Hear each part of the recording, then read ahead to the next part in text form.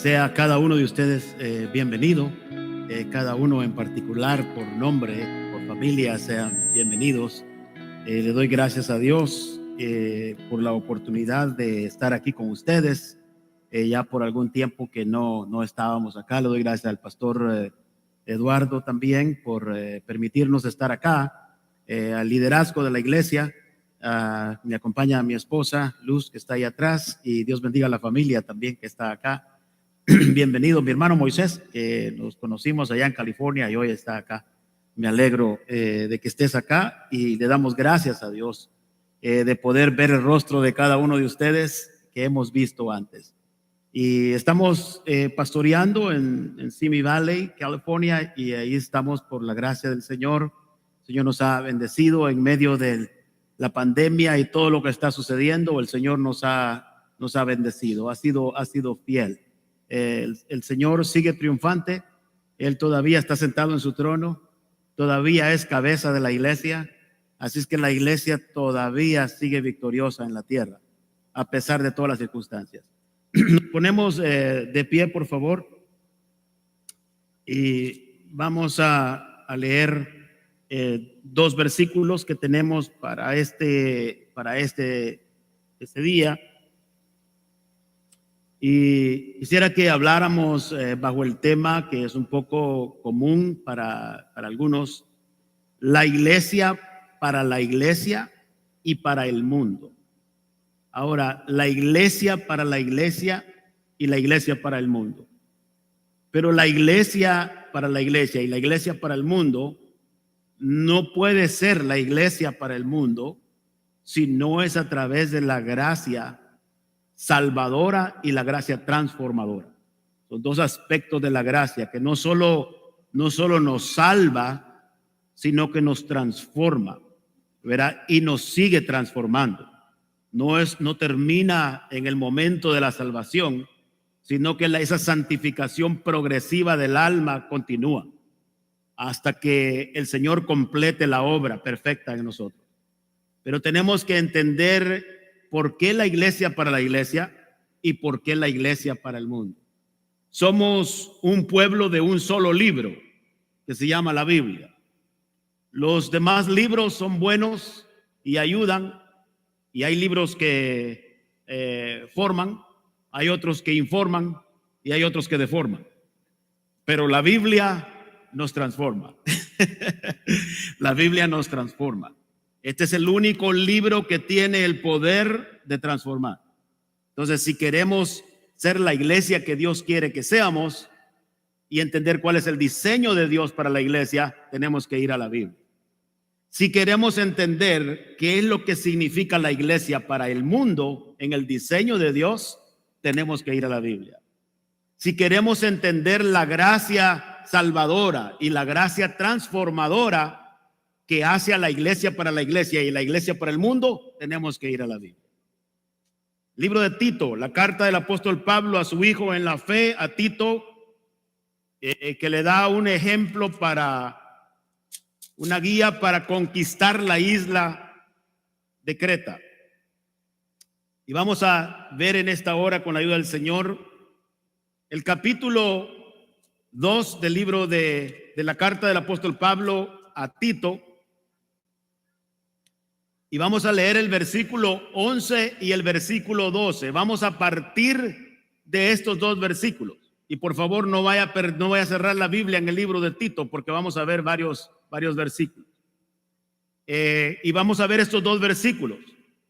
En el versículo 11 usted va a ver la gracia salvadora. Pero en el versículo 12 usted va a ver la gracia que también tiene una enseñanza específica para saber cómo debemos vivir. No solo nos salva, sino nos transforma. Dice así: porque la gracia de Dios, quiero que entienda que la gracia de Dios, usted tiene que pensar en la persona de Jesucristo. No solo en un acto salvador, sino que la gracia se manifestó. La gracia de Dios, Jesucristo mismo, se ha manifestado para salvación a todos los hombres, a todos los que creen, a todos los escogidos. Versículo 12. Entonces en el versículo 11 vemos la salvación que nos salva, la gracia que nos salva y que nos da salvación. Pero en el versículo 12, la gracia que nos enseña en nuestra salvación, a cómo vivir la salvación. Versículo 12, enseñándonos que renunciando a la impiedad, a todo lo impío, a todo lo que no es conforme al carácter de Dios y a los deseos mundanos, renunciamos, nos enseña a renunciar todo eso para vivir no en otro tiempo, no en el tiempo de Pablo, no en el tiempo de los apóstoles, no en el tiempo de Abraham, de Isaac y de Jacob, no en el tiempo de Moisés, en este tiempo presente para nosotros, que incluye todo este tiempo, lo que es el mundo, la era humana. Renunciando a los deseos mundanos, vivamos en este siglo sobria, justa y piadosamente, pero no sin esperanza. Y eso está en el versículo 13, que más adelante lo leemos. Oramos. Padre, te damos gracias porque tu palabra es infalible, es autoritativa, es eficaz, es inerrante, es poderosa, transforma al ser humano, cambia el corazón y la mente y nos hace más aptos para disfrutar los beneficios espirituales que tú nos has dado a través de tu sacrificio en la cruz del Calvario y de tu resurrección. Muchas gracias, Señor. Bendice el corazón de tu pueblo. Bendice tu pueblo amado, para la gloria y honra tuya. Tu iglesia que tú amas tanto, más que nosotros mismos. Señor, la iglesia que tú has comprado con tu sangre, que has escogido de entre el mundo para ser un grupo especial, específico, que no se puede comparar con ningún otro grupo debajo de la tierra. Tu iglesia es especial, es cercana a tu corazón. Tú eres la cabeza y tú eres el rey. Muchas gracias, Señor. Recibe tú toda la gloria y la honra en este momento. Amén. Pueden sentarse. Decía que la gracia del Señor no solamente nos salva,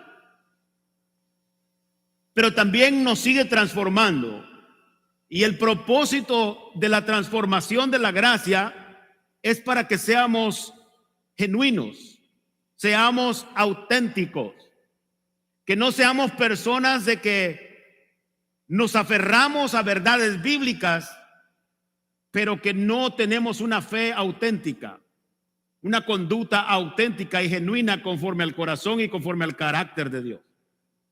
Entonces la gracia no solo nos salva, sino que también dice la Biblia en el versículo 12 que nos va enseñando, nos enseña a cómo poder renunciar, nos da la capacidad de decir no a lo maligno y decir sí a lo divino, a lo que es de Dios. Nos da esa capacidad la gracia. Es una gracia capacitadora, no solo que nos ha transformado en una nueva criatura, en una nueva persona, sino que también nos da la capacidad de renunciar a lo que no es conforme al carácter, conforme al corazón de Dios. Así que la iglesia no tiene excusas. La iglesia sí puede decir sí se puede. La iglesia no puede decir no se puede. La iglesia no está dentro de su vocabulario, no se puede renunciar, porque entonces estarías diluyendo la gracia, estarías diciéndole a la gracia que la gracia del Señor no tiene la capacidad de hacer cambios en tu vida, sino que solo tiene la capacidad de transformarte, pero te deja imperfecto, te deja incompleto. Esa no es la gracia del Señor. Entonces, la gracia del Señor no solo nos salva y nos transforma, sino que también nos transforma para ser auténticos y no falsos en nuestra manera de conducirnos. Entonces, esa es la gracia del Señor. Y nosotros debemos aferrarnos a esas verdades que afirmamos, pero no a expensas de los que amamos y servimos, porque sería contrario al corazón de Dios. Y esa es parte de la formación que la gracia va haciendo a nosotros, que renunciamos a todo aquello que puede herir, puede lastimar, puede dañar, puede matar a alguien con palabra, con hecho, con conducta, con pensamiento, lo que sea. incluye las relaciones no solo con Dios, sino con nosotros mismos. Incluye todo. Por eso decía la iglesia para la iglesia. Ya lo vamos a leer más específicamente. Entonces no podemos aferrarnos a las verdades bíblicas, pero a expensas de los que nosotros amamos y servimos. No podemos. No podemos hablar de tanta santidad y de tanta conducta, pero a expensas de los que amamos y servimos, porque la Biblia está resumida solamente en 2 mandamientos. Amarás al Señor tu Dios con todo tu corazón, con toda tu alma, con toda tu mente, con todas tus fuerzas, y a tu prójimo como a ti mismo. Esa es toda la ley, los profetas, el Antiguo Testamento y el Nuevo Testamento está resumido en esos 2 mandamientos. Entonces la gracia no excluye las relaciones ni la imperfección en las relaciones sin que el evangelio no intercepte. No existe eso. Por eso no podemos compartimentalizar el evangelio, que solamente en esta área de nuestra vida funciona, en esta área no. Aquí esta es mi vida privada y esta es mi vida pública. Esta es mi vida en la iglesia, pero esta es mi vida en privado. No puede, el evangelio no es así, no está compartimentalizado. El evangelio impacta todo, lo encierra todo, porque la gracia de Dios se ha manifestado, versículo 11, para salvación a todos los hombres, enseñándonos esa misma gracia, Jesucristo mismo, el evangelio mismo, que renunciando a la impiedad y a los deseos mundanos, vivamos en este siglo sobria, justa y piadosamente. Entonces esa misma gracia nos enseña. Entonces enfoca todo. Y también tiene que ver que la carta del apóstol Pablo a Tito manifiesta el corazón de Dios. Número 1, manifiesta el corazón de Dios.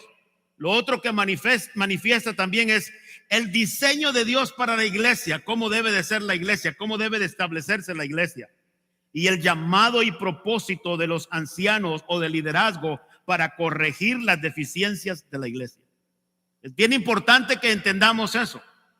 Entonces, cuando nosotros decimos que tenemos problemas matrimoniales, que nos herimos el uno al otro, que nos lastimamos el uno al otro, no son problemas matrimoniales, son deficiencias espirituales. Eso es lo que es bíblicamente. Eso es lo que la Biblia enseña. Usted puede decir, él me hiere mucho, me maltrata mucho, o viceversa, o tenemos problemas y todo serio de problemas, y a veces atribuimos para hacer mejoramientos en el comportamiento. El evangelio no es para mejorar comportamientos, el evangelio es para transformar comportamientos. Hay una gran diferencia en mejorar comportamiento a transformar comportamiento. El evangelio, la gracia nos capacita para renunciar a toda impiedad. Sí, entonces involucra todo. Entonces son deficiencias espirituales que hay dentro de la iglesia, y el liderazgo de la iglesia ha sido llamado para corregir esas circunstancias, esos problemas que la iglesia tiene. Yo quisiera que fuera conmigo, por favor, al capítulo 1 de Tito. No vamos a salir de Tito hasta más tardecito. Ok, así es que manténgase ahí con Tito. Capítulo 1.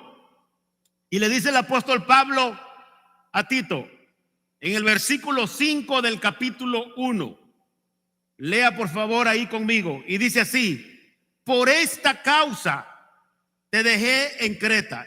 Esta es la razón por la cual te dejé en Creta. Te dejé con un propósito específico. Yo fui y prediqué el evangelio, versículo 11. Les llevé la salvación, versículo 11. Pero necesitamos el versículo 12. Tenés que ir a seguir enseñando.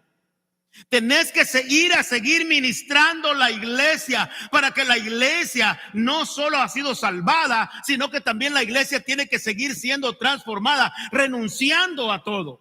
Tenés que corregir esas deficiencias de la iglesia. La iglesia está salva, no tiene liderazgo, no tiene un mensaje. La iglesia no está ministrando a la iglesia. Y tenés que hacer eso, Tito.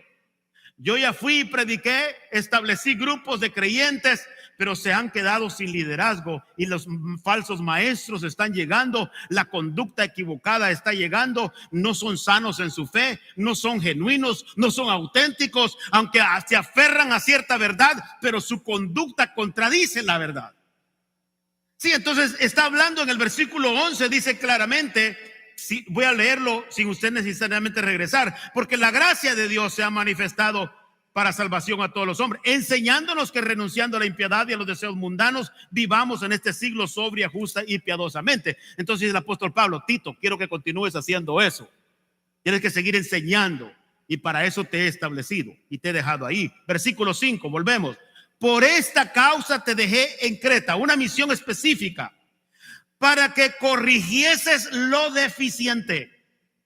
O sea, la iglesia para la iglesia, el diseño de Dios para la iglesia, el propósito de Dios para el liderazgo, la conducta de la iglesia dentro de la iglesia, y después vamos a ver la conducta de la iglesia para el mundo. Pero no se puede hacer sin la gracia salvadora y sin la gracia transformadora. Es lo que hemos leído del versículo 11 y el versículo 12. Entonces, dice: pero tú, ¿qué dice? Habla lo que está de acuerdo con la sana doctrina. Lo que va a salir de tu boca, lo que va a salir de tus palabras, tiene que estar de acuerdo con la sana doctrina. Tiene que estar de acuerdo con que sea conforme a las sagradas escrituras. Entonces no es solamente una fe sana, sino una doctrina que sana. La doctrina sana produce una fe sana. Una mala doctrina produce una fe enfermiza. Entonces es peligroso. Entonces tenemos que desafiar nuestros pensamientos, nuestros sentimientos a la luz de las escrituras. ¿Estamos hablando de acuerdo a las escrituras? ¿Estamos hablando de acuerdo a la verdad? ¿Estamos hablando de acuerdo al corazón de Dios? ¿O estamos dando nosotros nuestra opinión personal y en el proceso sacamos a alguien fuera del evangelio para darle un consejo, como para favorecernos y congraciarnos, pero lo dejamos sin esperanza? Cuando la Biblia está tirando al líder y a todos los pone dentro del evangelio y le dice: así te debes conducir. Nosotros no somos más misericordiosos que Dios. No somos más misericordiosos que Dios. Dios es justo y es al mismo tiempo misericordioso. Lo que quiere decir de que Dios, la justicia te dice y te da tu merecido, porque Dios es justo, pero la misericordia dice: te voy a preservar para que llegues a la gracia. Si no, ninguno de nosotros hubiésemos sido salvos. Si Dios hubiera derramado su justicia sobre nosotros, nos hubiera matado a todos. Pero vino la misericordia de Dios. Por la misericordia de Dios, dice la Biblia, no hemos sido consumidos. Entonces Dios es justo, pero también es misericordioso. Y en su misericordia nos guía a la gracia, para que recibamos el perdón a través de la gracia, y la misericordia nos preserva mientras recibimos la gracia. Pero la justicia de Dios es la paga del pecado, es muerte. Entonces tenemos que entender de que Dios no va a pasar desapercibidos las imperfecciones espirituales, las deficiencias espirituales. Dios no las pasa desapercibido. Lo que Él está, porque entonces dejaría de ser un Dios justo. Lo que Él está haciendo es haciendo un acto misericordioso sobre nosotros. Pero nosotros, escuche bien, esto es bien importante, pero nosotros no debemos de creernos tan misericordiosos que le vamos a negar a alguien la verdad, porque sería una violación al carácter de Dios. ¿Entendió lo que le dije? Nosotros no podemos creernos tan misericordiosos que vamos a tolerar o afirmar el pecado con tal de decir de que somos misericordiosos. Misericordia, si tú no declaras el pecado, no es un acto misericordioso, porque no estás guiando a la persona al sacrificio en la cruz del Calvario, donde puede encontrar perdón. ¿Me explico? Si tú dices: soy misericordioso y no lo voy a corregir, o no voy a hablar acerca de lo que no es agradable ante los ojos de Dios, ese no es un acto de misericordia, porque la misericordia va acompañado de justicia. Y la justicia va acompañado, fíjate bien, de misericordia. Y esa gracia que está esperándote, esa cruz que te está esperando. O sea, aquí está el pecador condenado bajo la ira de Dios. Por la misericordia de Dios lo encamina, y voy a usar esa cruz, lo encamina a la gracia para que vaya y encuentre el perdón. En esa gracia lo perdona, pero después, dice Tito, necesita ir renunciando y diciendo no a toda impiedad para que sea sano en la fe.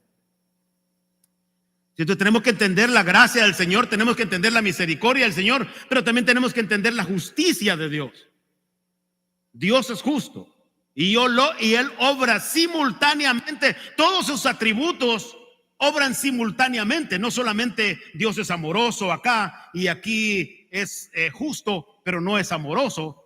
O aquí es misericordioso, pero no es justo. No, todos sus atributos funcionan simultáneamente. De otra manera, Dios no sería íntegro en su carácter. Ahora, nosotros sí fallamos. A veces queremos ser justos, pero no somos misericordiosos. Y a veces somos misericordiosos, pero no somos justos, porque no queremos hablar conforme a justicia. Entonces mezclamos algo que no es conforme al carácter de Dios. Y Pablo le está diciendo a Tito: tienes que corregir esas deficiencias en la iglesia. La gracia nos salva, pero también la gracia nos dice que tenemos que renunciar a esto. ¿Sí? ¿Amén? ¿Amén o no amén? ¿O ya se asustaron? Si no ha corrido a la cruz, este es el día de correr a la cruz. Porque yo te aseguro que Dios es justo y Él mira esas cosas. Entonces el capítulo 2, una sana doctrina, enseñanza. Doctrina es enseñanza, conforme a la luz de las escrituras. Pero tú habla lo que está de acuerdo, lo que es conforme, consistente con la sana doctrina. Y empieza a dar otra lista del carácter de los líderes de la iglesia. Que no vamos a tocar todos esos hoy porque entonces salimos de acá. Nos llega la cena aquí. Entonces, ¿cuál es el propósito como resultado? Capítulo 2, versículo 14 y 15. ¿Cuál sería el resultado? Dice: quien se dio a sí mismo, capítulo 2, versículo 14, quien se dio a sí mismo por nosotros para redimirnos de toda iniquidad y purificar para sí un pueblo propio. ¿Qué dice? Celoso de buenas obras. Entonces quiere decir, se dio a sí mismo por nosotros para redimirnos de toda iniquidad. O sea, nos redime de toda iniquidad, pero continúa purificándonos para sí un pueblo propio, celoso de buenas obras. Y le dice, ¿qué dice el versículo 15? Lea conmigo, por favor. ¿Qué dice? Esto habla y exhorta y reprende con toda autoridad. Nadie te menosprecie por eso. Algunos tuvieron miedo de leerlo. Leámoslo todos juntos una vez más. Esto habla y exhorta y reprende con toda autoridad. Nadie te menosprecie. O sea, no te intimides. Párate bien, Tito. Si el apóstol Pablo le está diciendo a Tito que hable así, es porque iba a tener desafíos. ¿Usted cree que la iglesia no resiste, aunque sea un creyente? Resiste. El corazón se resiste a someterse a Dios. La carne no se quiere someter a Dios, ni puede, dice la Biblia. Quien nos somete a Dios es el poder del Espíritu de Dios en nosotros. Ese es el que toma nuestra carne, nuestra mente, nuestros sentimientos y los somete a la voluntad de Cristo. Y los trae todo bajo los linderos del evangelio. Nosotros no tenemos esa capacidad por sí solos de hacer eso. Necesitamos la intervención del Espíritu de Dios. Necesitamos la verdad. La iglesia necesita ser la iglesia para la iglesia. Usted necesita ser de bendición para el hermano, para la hermana. Todos necesitamos hablarnos verdad, porque esa es la bendición de la iglesia para la iglesia. Si no, estudien la Biblia los unos a los otros y se va a dar cuenta que hay muchos. Los unos a los otros, orad los unos para los otros, exhortaos los unos a los otros, hablad verdad los unos a los otros y no os mintáis. Hablemos verdad con amor. Esa es la iglesia. Esa debe ser la dinámica de la iglesia, en amor y respeto, con misericordia, pero hablando verdad. Porque ese es el propósito de la Biblia. Y versículo 15 dice: esto habla y exhorta y reprende con toda autoridad. Nadie te menosprecia. Déjeme decir esto: cuando usted no habla con justicia, con la verdad de la palabra del Señor, no le está haciendo ver a la persona la necesidad de la gracia. Está dilatando la gracia en la persona porque usted no está siendo un fiel representante de la justicia de Dios. Como no es un fiel representante de la justicia de Dios, está dilatando la gracia en otro y no entienden la misericordia de Dios. Pero cuando nosotros hablamos la verdad conforme a la justicia de Dios, usted le va a hacer ver a la persona la necesidad de la cruz. la necesidad de correr a Jesucristo, como aquel que dijo: ¿qué debo de hacer para ser salvo? ¿Qué debo de hacer? Cree en el Señor Jesucristo. Descubrió y se dio cuenta que había una necesidad de salvación, que necesitaba reconocer su pecado. Hermanos, lo más amoroso que tú puedes hacer es hablarle a alguien conforme a las Sagradas Escrituras.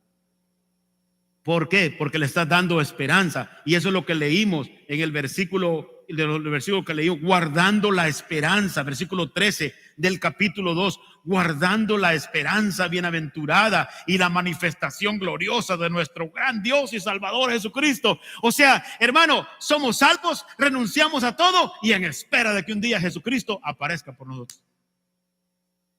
Y ese debe de ser el estado de la iglesia. Ya salvo, ya el Señor te salvó, ahora renunciando, santificándonos progresivamente, renunciando a todo eso. Es un poder del Espíritu de Dios en ti y con una esperanza de que Jesucristo viene pronto. En otras palabras, con la mente puesta en la eternidad, en el retorno de nuestro Señor Jesucristo. Pero hay gente que vive una vida cristiana con una mentalidad muy terrenal, muy como que si fuese de aquí.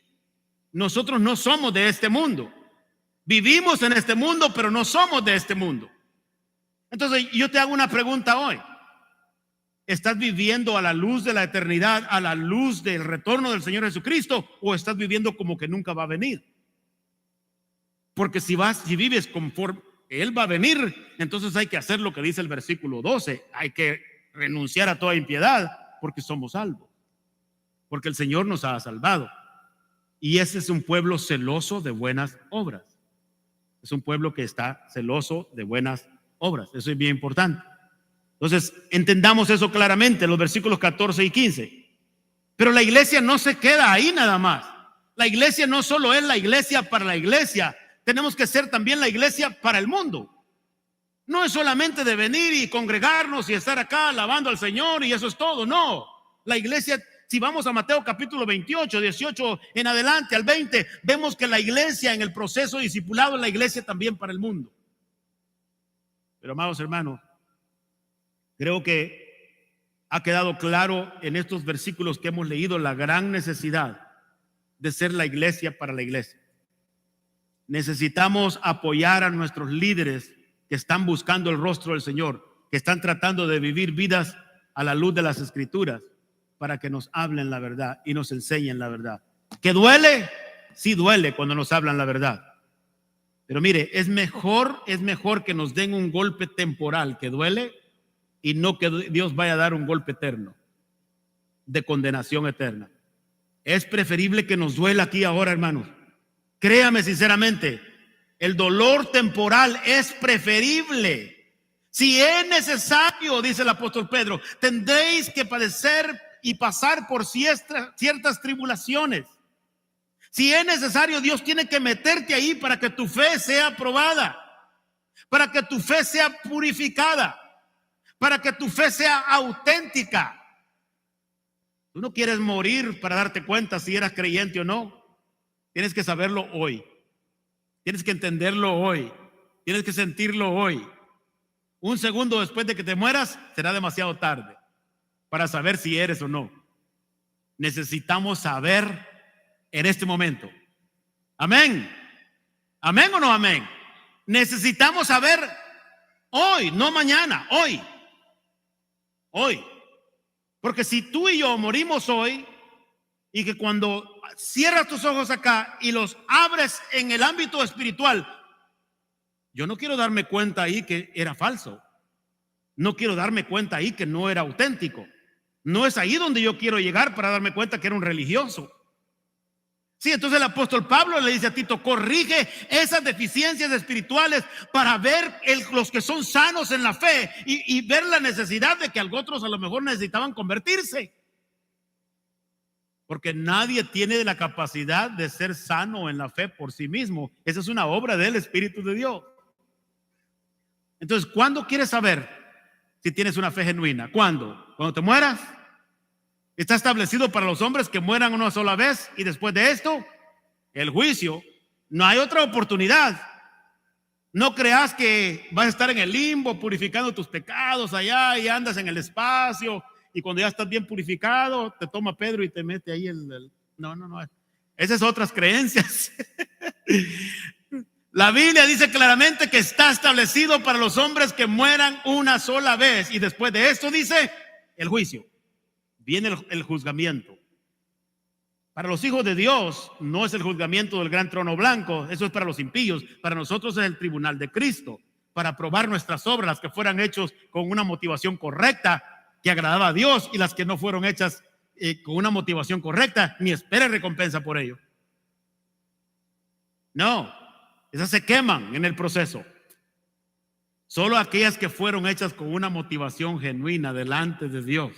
Por ejemplo, yo le puedo regalar a usted algo para lucir generoso y amoroso con el hermano, pero a lo mejor por dentro no lo siento así.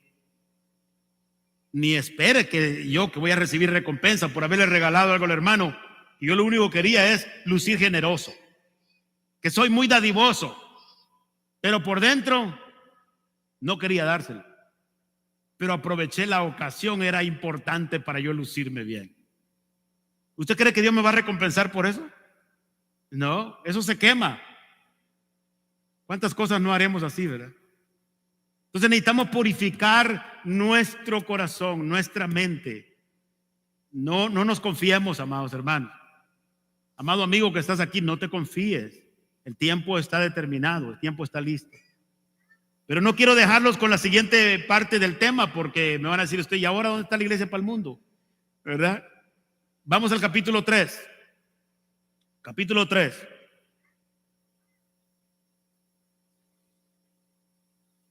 Dice, recuérdales. ¿Qué dice? Recuérdales que se sujeten a los gobernantes y autoridades, que obedezcan, que estén dispuestos a toda buena obra, que a nadie difamen, que no sean pendencieros, sino amables, mostrando toda mansedumbre. ¿Qué dice? Para con todos los hombres. Para con todos. Ahí incluye los gobiernos, ahí incluye los impíos, ahí incluye a todos, hermano. Entonces no solo es la iglesia para la iglesia, sino también cómo se presenta la iglesia para el mundo. Y luego nos recuerda el apóstol Pablo en el versículo el versículo siguiente, en el versículo 3, dice: porque nosotros también éramos en otro tiempo insensatos, rebeldes, extraviados, esclavos de concupiscencias y deleites diversos, viviendo en malicia y envidia, aborrecibles y aborreciéndonos unos a otros. O sea, no te creas tan santo como que antes no estabas así. No te sientas ahora tan espiritual cuando ves al pecador que peca, o aún al hermano que peca en su falta, en su deficiencia espiritual, porque tú también estabas igual. Amén. No se nos olvida que ahora que somos creyentes queremos que todo el mundo sea santo como nosotros. Hasta los impíos queremos que sean santos. Si ellos son impíos, necesitan a Dios. Amén. ¿Y quién le tiene que mostrar eso? Nosotros, la iglesia. Que seamos nosotros, que a nadie difamen, que no sean pendencieros, sino amables, mostrando toda mansedumbre para con todos los hombres, porque nosotros también éramos en otro tiempo, versículo 3 del capítulo 3, insensatos, rebeldes, extraviados, esclavos de concupiscencias y deleites y diversos, viviendo en malicia y envidia, aborrecibles y aborreciéndonos unos a otros. Mira las credenciales que tenía usted y yo.